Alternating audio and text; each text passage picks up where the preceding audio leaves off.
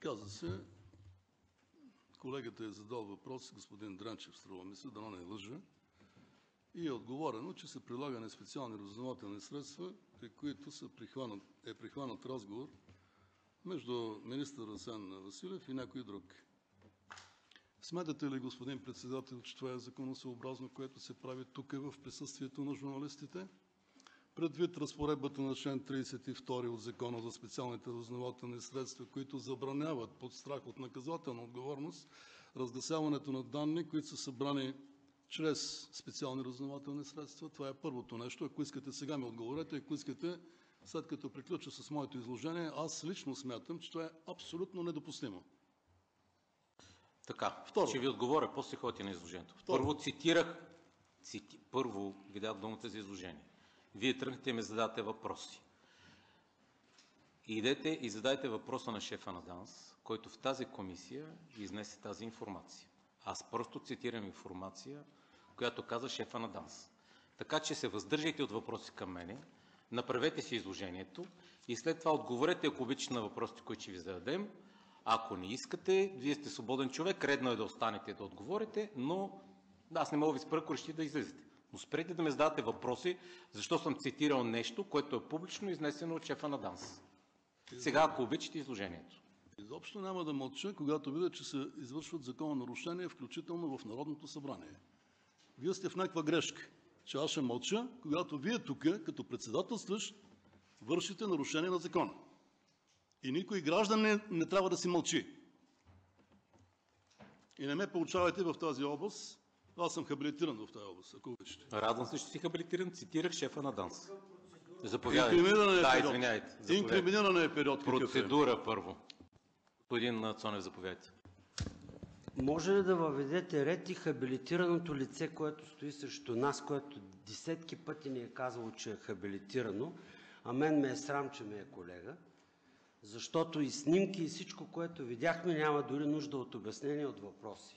Да се държи прилично и да не научи. Защото неколкократно в няколко легислатури на Народното събрание се е опитвал да научи. Не знам на какво. Обаче това, което знае, не искам да му учи на него. Въведете ред.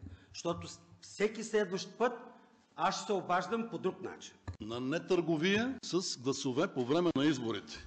На това ще ви уча. Да не купувате гласове по време на изборите. Там получихте множество присъди осъдителни за вашето действие. Вие сте в основата на това. Там получихте много осъдителни присъди. И следващата, която ще получите, е за това, което казвате в момента. Колеги, ще ви помоля и двамата. Господин Рашков, айде по същество. Този разговор може да се го водите и извън тая комисия. Не сме се събрали за това. Да, купуват се гласове, включително от ППДБ. Така че, нали... По темата. Сега... И да ви задаваме въпроси. Може ли? По темата. Сега... Добре. Сега чухме... Господин Хамид. Аз ги правя. Вие не разбирате за какво става въпрос. Адвокат някъде там. Айде да се съсредоточим по темата. Може ли? Ако обичате малко по-тихо. Ама вие, защото говорите не по темата през цялото време. Ще ви го кажа много тихичко.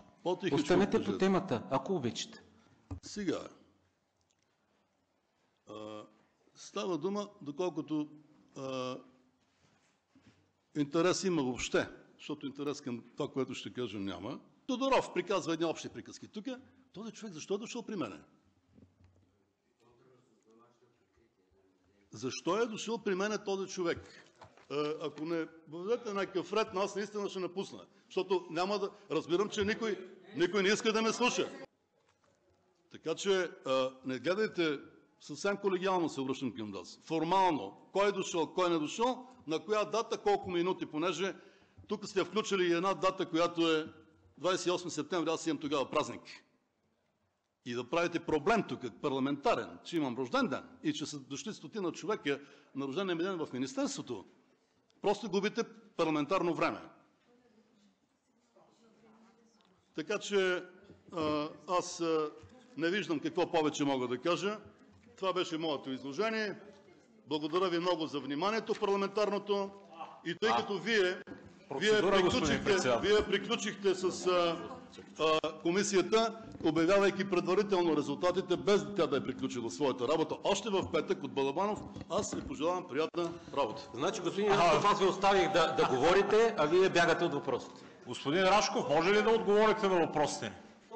А вие в Министерството си празнувате рождения ден? Що бягате, господин? Това практика ли е да се празнува рождения ден в Министерството? Така. Охо, браво. Така, колеги, както виждате, втора точка се изчерпи, защото господин Рашков избяга. Това е истината.